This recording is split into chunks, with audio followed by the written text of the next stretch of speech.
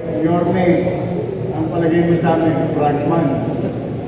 But you know, I think someday, somehow, you will realize that there are certain rules that we need to follow. But don't get me wrong, I want you to be safe. In fact, history will judge me when one or two universities did not follow my order as Mayor of Manila in the past to cancel tertiary education. And they learned their lesson very well, that school, because they disagreed with the decision that I made canceling the third level at isinad ko under Section 16 of the Local Government Code, the General Welfare Clause, within the power of the local chief executive. Yun tuldok. Ngunit, habang nililingon ko sa bakali yung kaligtasan ng tao at ng ATABS, sa kanan, kailangan ko rin tingnan yung dulot na perwisyo sa kinabukasan ng kabataan kapag lagi silang absent or walang pasok. So this is a balancing act wherein you wanted to take care of your people, at the same time you value their future. And rest assured, we will try to do our best every now and then.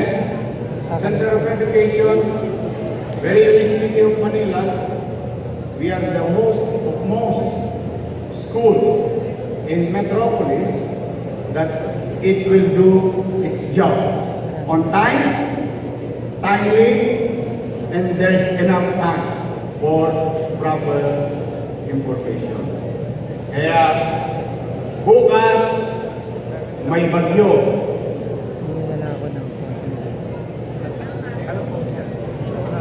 Pero hindi po sa akin nag-detect yung bagyo. Since this morning, your city government has been monitoring the trajectory of the so-called typhoon. But rest assured, by this evening, or early this evening, or tonight, habang kayo'y nagtutugs dito, pamayang 7:20, ay mag-alabas na kami ng update. Last, I, as your mayor, would like to remind, siguro naman, tingin ko, nagkatutuloy na kayo nakakarinig ito sa inyong magulang. But, you know, as a father of 4 children, mag-fight, buwasan pa. Ay siguro, gusto ko na rin kunin ang pagkakataon. Alam niyo, mga bata, masarap maging bata. Masarap maging kabataan. You know why? Wala kang masyadong responsibilidad. Magbayad ng Meralco, Maynila, internet, upa, grocery, and healthcare. At yung mga wants mo sa buhay, most of it is being provided by your parents. Kaya napakasarap maging bata. Kung pwede lang maging bata habang buhay, then so be it. Kasi wala kang masyado responsibility. But the tendency nowadays, and correct me if I'm wrong, and I hope I'm wrong, napapansin ko sa mga kabataan, marami na tayong kabataan nagkaka-skip din. Metaphorically speaking. Wherein we think whatever we're getting, everything that we are getting is a right. Nakalimutan na natin, some of it are privileges. And we tend to go on and believing in other cultures or culture the way they are, is not Filipino to adapt. At sasabihin na natin, obligasyon naman yan eh. Trabaho naman yan eh. Dapat lang. Yan. Medyo naririnig ko yan sa conversation sa and so what? Hindi ba naman bang masama tayo'y matutong maging mapagpasalamat? Or a simple appreciation of what God gave us and our parents provided us, or even our schools providing us, or even the government if there is providing us. So my point is, while it is some of it are rights, but most of it are privileges. Mapaalala ko yung tinuro sa atin ng ating mga teacher nung elementary. Ang hindi lumingon sa pinanggalingan ay hindi makararating sa paroroonan. I just want you to be appreciative, and there is no harm. There is no harm in saying thank you to the people that who have helped you achieving your dreams. Mga kabataan, itong tipo ng salita ito ang pinaka-boring na part ng isang public conversation.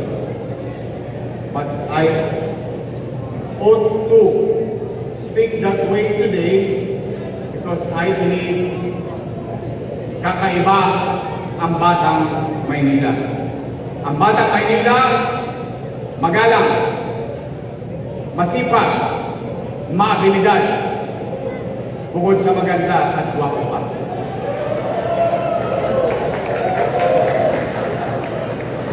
And I do believe in that. Kung hindi ko ginamit ang sipag at abilidad at paglingon sa aking mga nakasama, malamang wala pa sa harapan ninyo. So, I'm sharing you some tricks in life. But more than anything else, today, we're together. Maybe we're going to learn something from one another, among each other. But I would like to remind you, mamaya, pag-iskerda nyo na, weyo na, amoy pawis na kayo sa kakitugs. You will go home. And I hope that you still have both of your parents.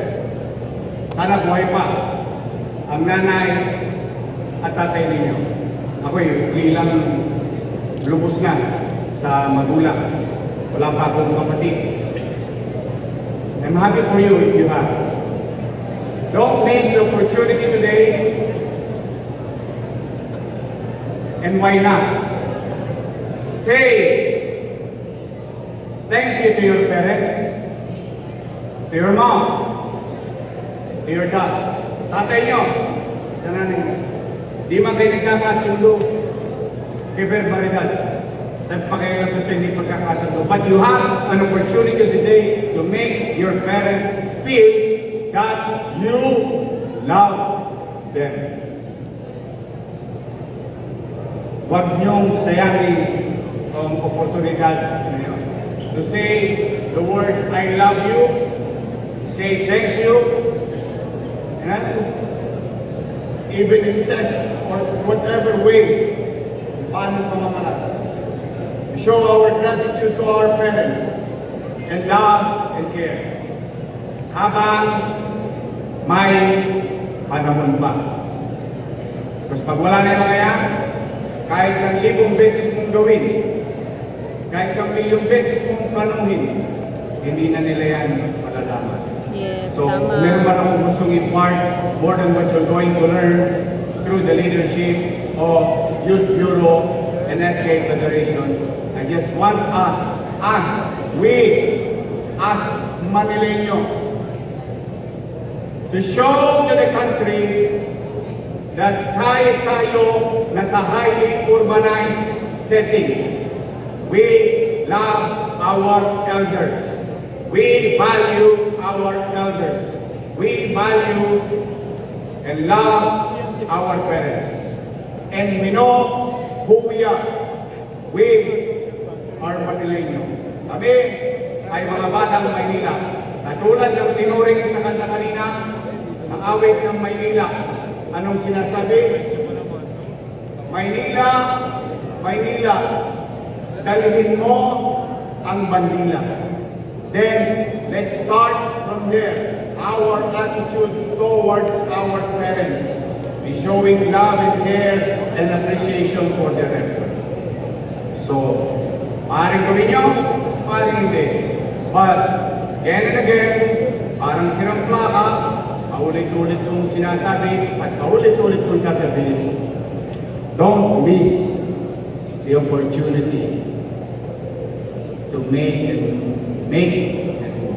them feel that you really love and care for them. So for now, I wish you all the best and safety. Pag kailangan ninyo ng doxycycline, available sa aking mga ospital at health center. Dahil alam ko, pag bumagyo, malamang sa hindi, may pasok pa rin kayo. At malamang sa hindi, nasa baha kayo. And I don't want you to get infected. It's very dangerous nowadays.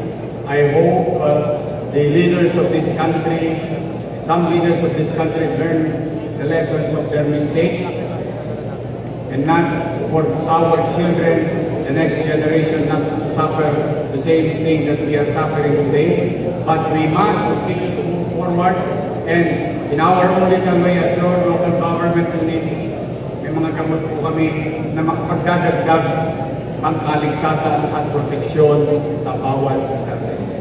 So I wish you all the best and may God continue to guide and bless each and every one of you. Congratulations, Youth Bureau. Congratulations, SK Federation. Congratulations, mga kabataan ng lungsod ng Maynila. Sino ang nanalo?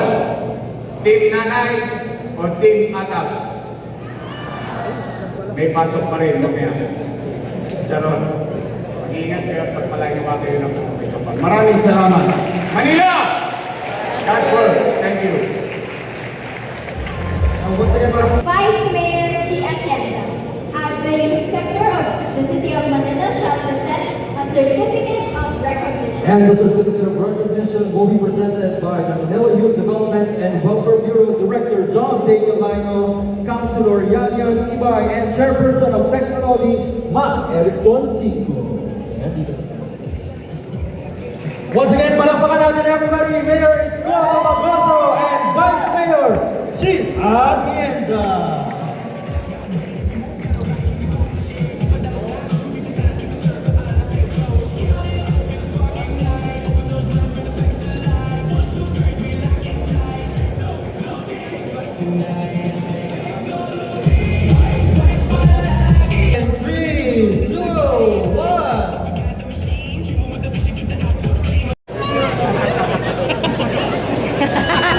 Nakakita rin.